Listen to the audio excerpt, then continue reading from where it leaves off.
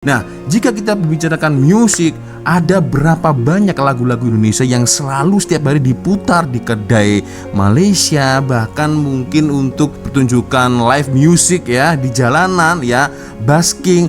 Itu juga selalunya mereka rata-rata menggunakan lagu-lagu Indonesia. Dan sangat banyak sekali ya artis-artis band-band kelas atas dari Indonesia yang sering sekali mengadakan konser di Malaysia. Itu mungkin kelebihan yang dimiliki oleh Indonesia. Tapi jangan salah guys ya, di Malaysia pun juga mempunyai kelebihan. Di samping pendidikannya, dan kedua animasinya ini guys ya. Animasinya ini juga bukan biasa-biasa guys ya.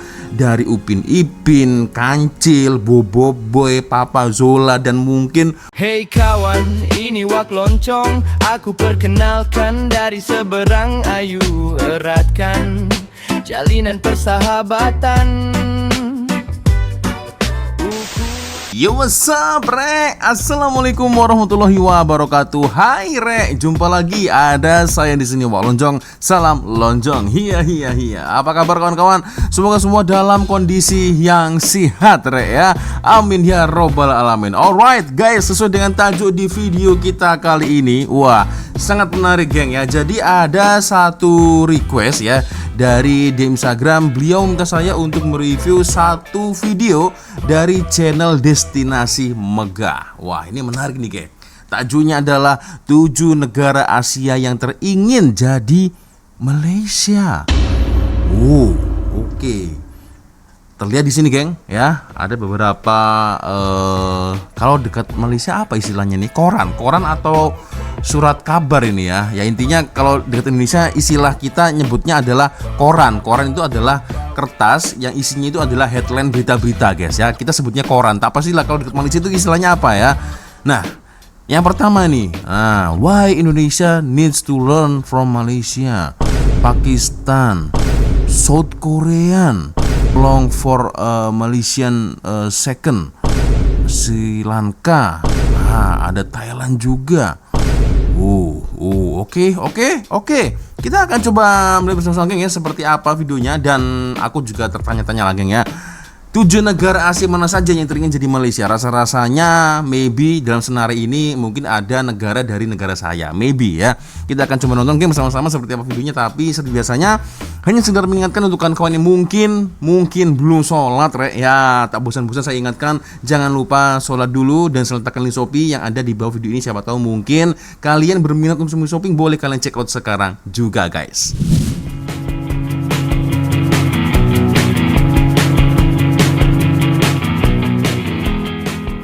Oke, kita tonton bersama, geng, seperti apa videonya dan 7 negara Asia mana saja yang teringin jadi Malaysia. Oke.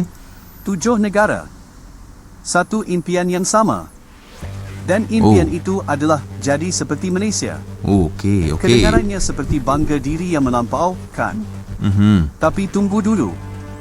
Apa yang akan anda dengar dalam video ini bukan sekadar pendapat. Ini adalah fakta, data, dan kisah nyata yang membuktikan bahawa Malaysia sedang diperhatikan oleh dunia dengan cara yang ramai daripada kita sendiri tidak sedar. Oke. Di sebalik semua isu dalaman yang kita hadapi setiap hari, kos sara hidup, politik, banjir, ada negara-negara lain yang tengah duduk dalam mesyuarat, dalam Dewan Parlimen mereka, dalam bilik-bilik pejabat yang gelap, dan berkata, kita perlu jadi seperti Malaysia. Dan itu sepatutnya buat anda rasa sesuatu. Oke. Wait. Ya, subscribe. Sebelum kita teruskan, Subscribe, sila guys. subscribe supaya anda tak terlepas semua perkongsian penting saya. Oke. Tulis I subscribe di ruangan komen dan saya sendiri akan sambut anda ke dalam komuniti ini. Oke. Baik, jom kita mula. Mana saja nih? Kita mulakan dengan nombor 7 dalam senarai hari ini. Nepal, Oh, Nepal. sebuah negara yang terkenal dengan Gunung Everest dan keindahan alam semula jadi yang luar biasa. Tapi di sebalik keindahan itu, tersimpan satu realiti yang pahit. Menurut data World Bank tahun 2022, pendapatan per kapita Nepal hanya sekitar $1,200 Amerika setahun. Untuk faham betapa rendahnya angka ini, Malaysia mencatatkan pendapatan per kapita melebihi $12,000 Amerika pada tahun yang sama, 10 kali ganda lebih tinggi. Ada seorang pemuda bernama Anil, anak petani dari kawasan luar bandar Nepal. Dia datang ke Malaysia bekerja di ladang sawit di Sabah. Oke. Selama 3 tahun di sini, dia perhatikan satu perkara yang tak pernah dia nampak di kampung halamannya sendiri. Orang pelbagai kaum hidup berdampingan, berniaga bersama, makan di kedai yang sama. Bila dia balik ke Nepal, dia cuba buka kedai makan kecil dengan konsep yang dia pelajari di Malaysia. Konsep campuran. Terbuka untuk semua. Memang tak sama persis, tapi dia kata satu benda yang mengena di hati. Di Malaysia, saya belajar bahawa perbezaan boleh jadi kekuatan. Itu bukan sekadar kata-kata indah. Ya. Itu adalah sesuatu yang Nepal dan ramai negara lain masih berjuang untuk capai. Tapi Nepal bukan satu-satunya. Ada negara ke-6 dalam senarai kita yang bukan sahaja kagum dengan Malaysia. Mereka sedang berusaha keras untuk meniru satu industri kita yang bernilai berbilion ringgit. Jadi geng, kalau kita berbicara tentang Nepal ya, Nepal sangat terkenal sekali dengan tempat wisatanya ya, yaitu Mount Everest atau Gunung Everest ya. Mungkin bagi kalian yang sangat meminati pendakian alam ya, mendaki gunung, sangat sesuai kalau kalian mencoba untuk mendaki di Gunung Everest, tepatnya ada di Nepal guys ya. Itulah. Oke. Jadi ada satu pemuda yang bernama Andil ini ya. Dia sempat tinggal di Malaysia dan belajar di situ geng ya. Dia belajar dari Malaysia dan membuka kedai di Nepal. Itu guys. Oke. Dan kalau tak silap ada ramai juga pekerja-pekerja asing ya dari Nepal ya ke Malaysia nih guys ya. Itu saya pernah nonton grafiknya. Yang pertama Indonesia paling tinggi Indonesia, yang kedua kalau tak silap antara Nepal dan Bangladesh kalau tak silap guys ya. Itu oke. Mantap. Oke, kita lanjut lagi guys. Bangladesh. Negara dengan populasi lebih 170 juta orang, padat dan penuh tenaga manusia. Dalam beberapa tahun kebelakangan ini, Bangladesh semakin serius untuk menjadi hub industri halal di Asia. Dan model yang mereka pelajari. Malaysia. Bukan rahsia lagi bahawa Malaysia memegang kedudukan nombor 1 sebagai hub kewangan Islam dan industri halal global. Menurut laporan Islamic Finance News tahun 2023, Malaysia mengawal kira-kira 28% daripada keseluruhan pasaran kewangan Islam di seluruh dunia. Itu bukan nombor kecil. Itu adalah dominasi. Seorang usahawan muda dari Dhaka bernama Rahim pernah berkunjung ke Malaysia khas untuk menghadiri seminar sistem pensijilan halal yang dianjurkan oleh JAKIM. Dia pulang ke Bangladesh dengan satu misi, bawa balik sistem itu ke negaranya. Tapi dia mengakui sesuatu yang jujur, Bangladesh boleh tiru prosesnya, tapi mereka tak boleh tiru kepercayaan yang Malaysia dah bina selama berdekad-dekad dengan pasaran global. Kepercayaan itu tidak dibeli. Ia diperolehi dengan masa, dengan konsistensi, dan dengan integriti sistem yang kita jaga. Dan skim yang Bangladesh belum miliki. Berarti kesimpulannya, ini dia. Jadi ada seorang usahawan muda dari Dhaka. Ini bernama Rahim pernah berkunjung ke Malaysia. Jadi dia menghadiri sistem pensijilan halal. Dari situ dia belajar dan diterapkan di Bangladesh. Oke juga guys ya. Ya, memang pernah saya dengar guys, sistem pensijilan halal yang dilakukan di Malaysia ini bukan biasa-biasa guys ya. Sangat ketat sekali. Halal ya halal, haram ya haram. Itu. Oke, lanjut lagi guys. Semakin menarik ini. Tapi ada sesuatu lagi yang lebih mendalam, sesuatu yang buat sebuah negara pulau kecil di selatan Asia rasa amat tertekan bila melihat Malaysia. Siapa? Sri Lanka. Pada tahun 2022, dunia menyaksikan sesuatu yang jarang berlaku. Rakyat Sri Lanka menyerbu masuk ke istana presiden mereka sendiri. Krisis ekonomi yang menghancurkan. Wang tiada nilai. Barangan keperluan asas pun susah nak cari. Ia adalah kejatuhan yang paling dramatik dalam sejarah moden Asia Selatan. Tapi apa yang berlaku selepas itu? Pemimpin baharu Sri Lanka terbang ke Kuala Lumpur. Bukan untuk pelancongan. Belajar. Mereka datang untuk belajar. Mereka duduk bersama pakar ekonomi Malaysia dan bertanya soalan yang paling asas.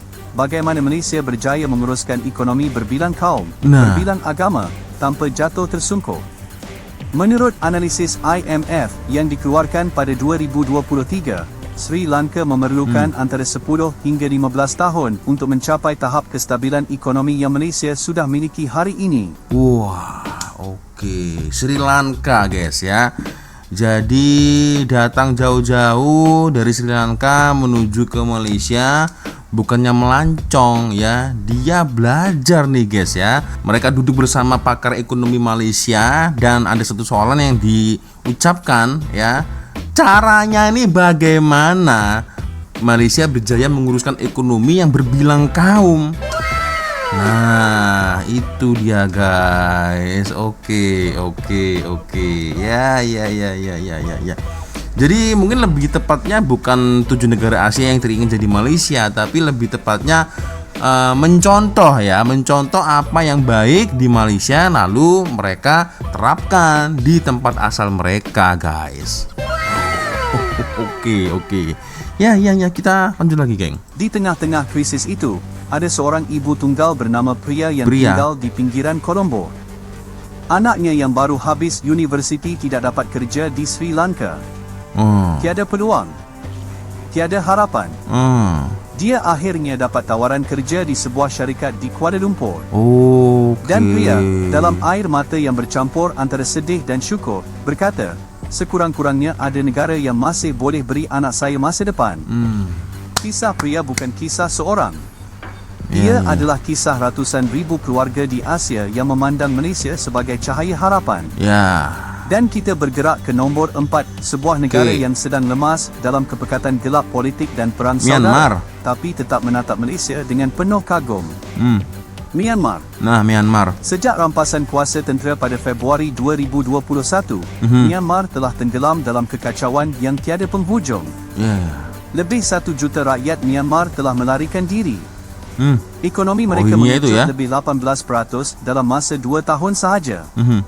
Tapi di dalam komuniti pemimpin Myanmar dalam buangan, ada satu nama yang selalu disebut apabila mereka berbicara tentang masa depan Malaysia. Kajian yang dikeluarkan oleh ASEAN Institute pada 2023 menyatakan dengan jelas, Malaysia adalah model terbaik di rantau ini untuk sebuah negara pasca konflik yang mahu membina semula identiti pelbagai kaum yang harmoni. Myanmar ada lebih 135 kumpulan etnik. Malaysia ada 40 lebih kumpulan etnik. Tapi Malaysia berjaya mencipta satu identiti bersama, rakyat Malaysia. Itu bukan sesuatu yang berlaku secara kebetulan. Ia adalah hasil dasar, pengorbanan, dan keputusan yang dibuat oleh generasi sebelum kita. Kita patut hargai warisan itu. Jadi di Myanmar itu ternyata dia belajar juga lah guys ya, bagaimana sistem dari Malaysia itu yang boleh merubah segalanya guys. Nah itu ya. Oke. Menarik. Sudah ada Myanmar, Bangladesh, Nepal guys ya. Kita lihat ya negara mana lagi nih. Mereka bukan sekadar kagum dari jauh, mereka sedang bertindak. Kemboja. Sebuah negara yang baru bangkit dari luka sejarah yang dalam. Di bawah kepimpinan Perdana Menteri muda Hun Manet yang mengambil alih kuasa pada 2023, Kemboja sedang melakukan sesuatu yang menarik. Mereka mula menyebut nama Malaysia dalam ucapan rasmi mereka sebagai tolok ukur pembangunan. Dalam sebuah forum ekonomi ASEAN pada akhir 2023, Hun Manet berkata dengan terang-terangan bahawa Malaysia adalah benchmark pembangunan yang Kemboja ingin capai dalam tempoh 20 tahun. Menurut data dari Pertubuhan Pelancongan Dunia, untuk tahun 2023, Malaysia menerima lebih 26 juta pelancong sebelum pandemik COVID-19. Kemboja hanya sekitar 6 juta. Jurangnya besar. Tapi mereka sedang belajar. Soka, seorang pengusaha hotel muda dari Phnom Penh, menghantar 2 orang stafnya ke Malaysia selama sebulan bukan untuk belajar teknikal, tapi untuk belajar hospitality culture yang Malaysia terkenal dengannya. Cara kita sambut tetamu. Cara kita buat pelancong rasa selamat. Cara kita jadikan pelbagai budaya sebagai tarikan, bukan halangan. Dia kata, di Kemboja kami ada keindahan alam. Iya. Tapi Malaysia ada sesuatu yang kami perlu belajar, cara buat orang rasa mereka dijemput. Oh. Itu satu pujian yang dalam dan sangat bermakna. Oke, ya itulah Kamboja guys ya. Jadi sampai-sampai Kamboja pun ya memang harus perlu belajar dari Malaysia guys ya. Karena ya sorry to say sebelumnya, kalau saya mendengar kata Kamboja itu entah kenapa ya, berita-berita yang ada di Indonesia itu sering sekali memberitakan bahwasanya basis atau tempat utama perjudian online itu ada di Kamboja ya. Banyak sekali berita-berita negatif ya, bagaimana cara mereka mengembangkan bisnis judi online ya, sampai-sampai ada beberapa warga asing ya, salah satunya dari Indonesia yang juga terjebak di dalam situ guys. Nah itu ya. Nah persoalannya geng, kenapa sih itu judi online sangat berkembang sekali? Ya karena peminatnya banyak. Itulah Masya Allah guys, judi itu aduh, aku tak pernah dengar guys, ada seorang yang berjaya sukses dari judi itu aku tak pernah dengar ya. Yang ada judi malah buat kita miskin ya, itu. Ini pesanan untuk kawan-kawan di luar sana ya, baik itu di Malaysia dan juga di Indonesia. Indonesia pun juga banyak sekali guys ya, sampai judi akut itu wah banyak sekali guys ya. Jadi tak ada ceritanya orang kaya, orang berjaya, orang sukses ya, boleh naik haji, boleh berangkat haji ya, bisa bangun rumah, boleh beli kereta ya yang mewah, itu tak ada ceritanya guys ya. Kaya dari judi itu tak ada ceritanya. Yang ada malah semakin miskin ya. Itulah geng ya. Ini sorry to say ya, akhirnya saya mengulas judi dikarenakan memang sarang terbesarnya ada di Kamboja itu guys. sorry. Oke, kita lanjut lagi guys. Tapi kalau Kemboja buat anda kagum, negara kedua dalam senarai ini akan buat anda sedar bahawa persaingan itu nyata dan kita tidak boleh alpa. Oke. Vietnam, negara yang dalam masa 30 tahun telah transformasi dirinya dari salah satu negara termiskin di Asia kepada kuasa ekonomi baru yang sedang meningkat. Oke. Hari ini, Vietnam adalah salah satu destinasi pelaburan pembuatan yang paling hangat di dunia. Ya. Dan dalam industri yang paling kritikal pada abad ke-21, industri semikonduktor, Vietnam sedang mengejar Malaysia dengan laju yang membimbangkan. Ya. Menurut laporan Semiconductor Industry Association tahun 2024, Malaysia mengawal kira-kira 13% daripada keseluruhan bekalan chip semikonduktor global. Vietnam, mereka baru mencapai sekitar 3%. Oke. Masih jauh di belakang. Tapi dalam mesyuarat dalaman kerajaan Vietnam yang kemudiannya bocor dan dilaporkan oleh media tempatan mereka, pegawai kanan mereka mengakui bahawa Malaysia masih 15 tahun ke hadapan dalam ekosistem pembuatan berteknologi tinggi ini. 15 tahun. Itu bukan jurang kecil. Ya. Ada seorang jurutera muda bernama Nguyen dari Ho Chi Minh City yang mendapat beasiswa untuk belajar di Universiti Sains Malaysia di Pulau Pinang. 4 tahun di Malaysia mengubah perspektifnya sepenuhnya. Bila dia balik ke Vietnam, dia kata satu benda yang membuatkan rakannya terdiam. Di Malaysia, mereka bukan sekadar buat chip. Mereka bina ekosistem. Itu beza dia. Nguyen akhirnya dapat tawaran kerja di sebuah syarikat semikonduktor di Pulau Pinang. Oke. Dan dia kembali ke Malaysia. Bukan sebab tak cintakan negaranya, tapi sebab peluang itu ada di sini. Kita ada sesuatu yang negara lain masih berjuang untuk cipta. Dan sekarang kita sampai ke nombor 1. Rasanya aku tahu geng, yang nomor 1 itu dari negara mana guys ya. Oke, kalau tadi dari Vietnam ya, memang seperti yang tahu Vietnam mulai sekarang saya lihat semakin lama ini semakin berkembang ya. Tadi ada satu pemuda yang bernama Nguyen ya, dan by the way entah kenapa ramai sekali rakyat Vietnam itu mempunyai nama awalan Nguyen. Nguyen Fundal, Nguyen Wat Nhai, Nguyen Phan Krong, Nguyen. Nah, itu aku tak pastilah. Mungkin kalau di Islam ya seperti kita atau budaya Nusantara kita, mungkin Nguyen itu seperti nama Muhammad guys ya.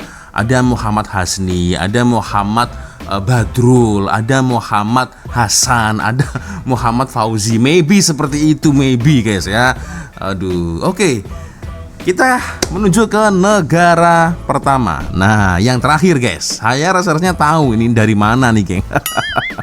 Tapi by the way guys, by the way ya, jika kita membicarakan kelebihan dan kekurangan, saya rasa semua negara itu pasti ada kekurangan dan ada kelebihan. Tapi kita di sini membicarakan kelebihannya aja guys ya, tak payah kita bahas mengulas kekurangannya guys ya. Oke, aku paham nih siapa ini nomor satu nih. Kita coba lanjut. Negara yang paling ramai antara kita punya kenalan pribadi dengannya. Negara yang bahasanya hampir sama dengan kita. Nah, ya. Negara yang 270 juta penduduknya kadang-kadang buat kita giling kepada, tapi diam-diam ada pemimpin mereka yang tengah memerhatikan kita dengan penuh serius. Indonesia. Ekonomi terbesar di ASEAN. Negara demokrasi ketiga terbesar di dunia. Kaya dengan sumber alam yang melimpah ruah. Ya. Tapi dalam kempen Presiden 2024, Prabowo Subianto yang kini menjadi Presiden Indonesia, secara terbuka menyebut model sistem pendidikan Malaysia sebagai contoh yang perlu diikuti oleh Indonesia. Ya. Itu bukan perkara kecil. Itu pengakuan dari seorang pemimpin negara besar.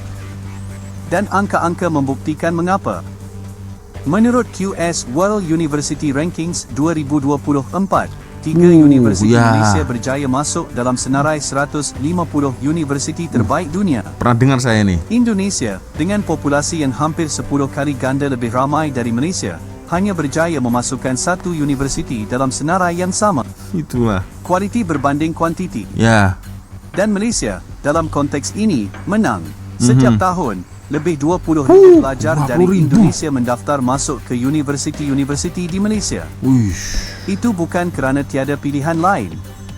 Itu adalah keputusan yang dibuat oleh keluarga-keluarga Indonesia yang percaya bahawa pendidikan di Malaysia memberi nilai yang lebih tinggi. Memang mantap. Ada seorang bapa bernama Budi dari Jakarta yang menghantar anaknya belajar kejuruteraan di Universiti Teknologi Malaysia. Ya. Bila ditanya kenapa tidak pilih Universiti Indonesia yang bagus, jawapannya ringkas. Saya mahu anak saya bukan sahaja dapat sijil, saya mahu dia dapat pengalaman hidup dalam negara yang sudah tahu cara jadi maju sambil kekal manusia. Sambil kekal manusia.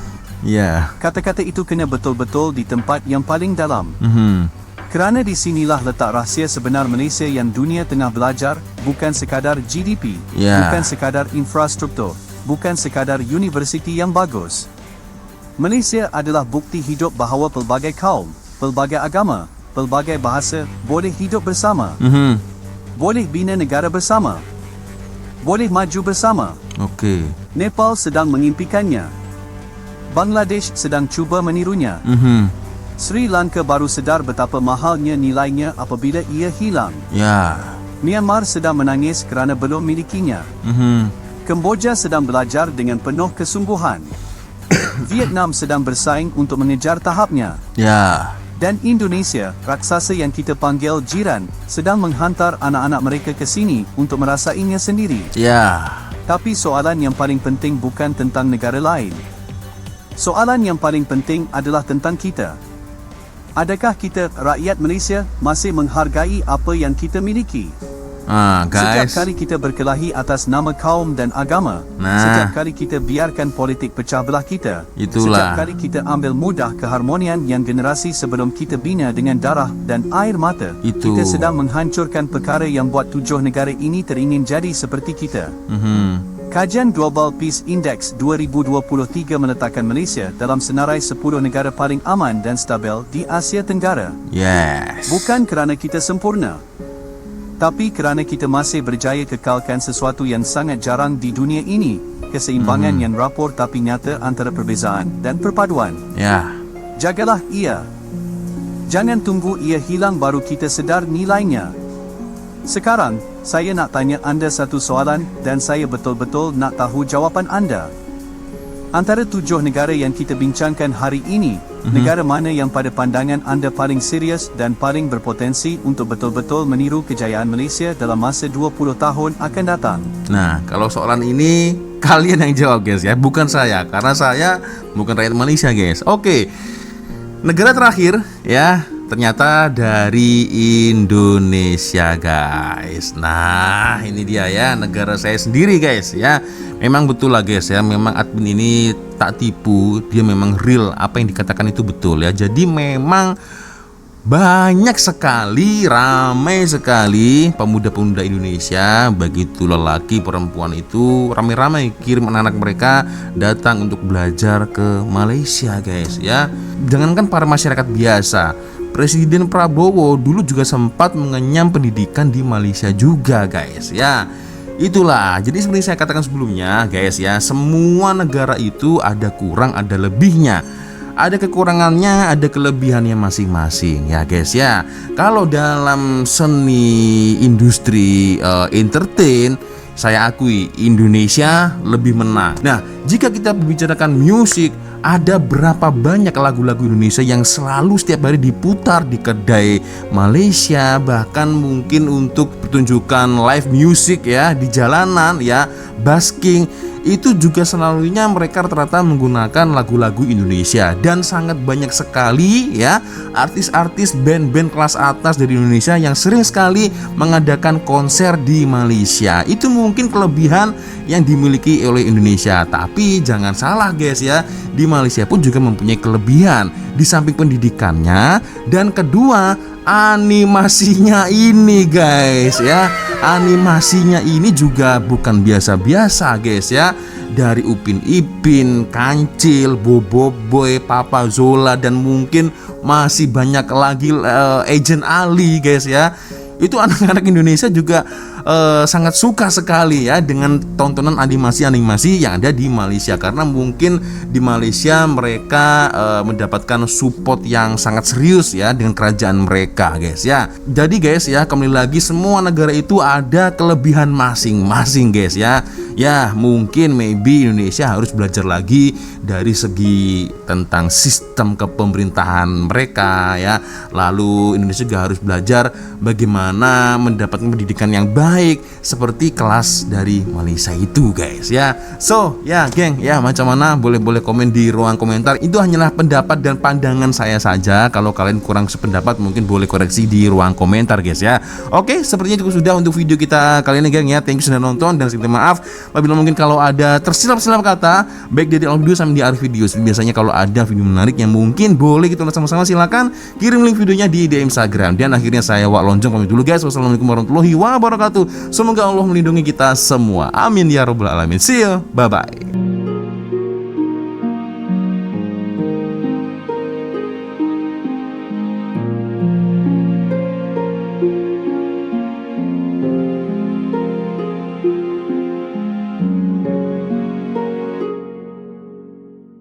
Hey kawan, ini Wak Loncong. Aku perkenalkan, dari seberang ayu eratkan jalinan persahabatan.